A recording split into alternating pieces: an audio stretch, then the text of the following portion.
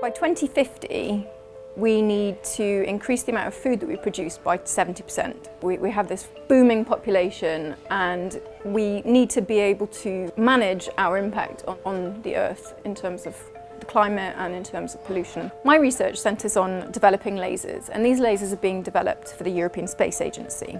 The idea is they will be placed on a satellite to monitor things like climate change, weather prediction, but also to monitor vegetation health.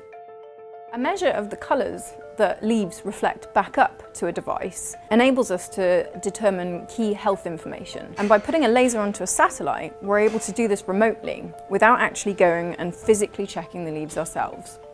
So we already have sensing instruments on satellites looking at the world, looking at plants, keeping an eye on deforestation, but the majority of those are based on a passive sensing technique. They don't have their own light source.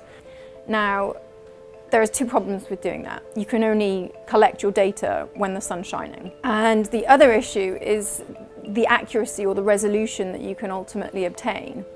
By generating this technology, we hope to resolve details down to about 15 centimetres. And this will give us the resolution that we need to better see not just a global picture, but all the way down to an individual plant. We can manufacture a device which is compact, light, and very, very robust.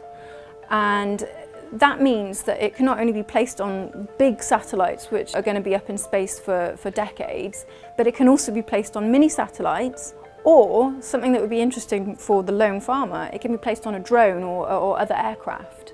So my dream for this technology is that in the next 10 years, not only will this technology be used on big satellite missions used by European Space Agency or governmental organisations, but also that the lone farmer in Scotland knows exactly where he needs to put his fertiliser in the corner of his field.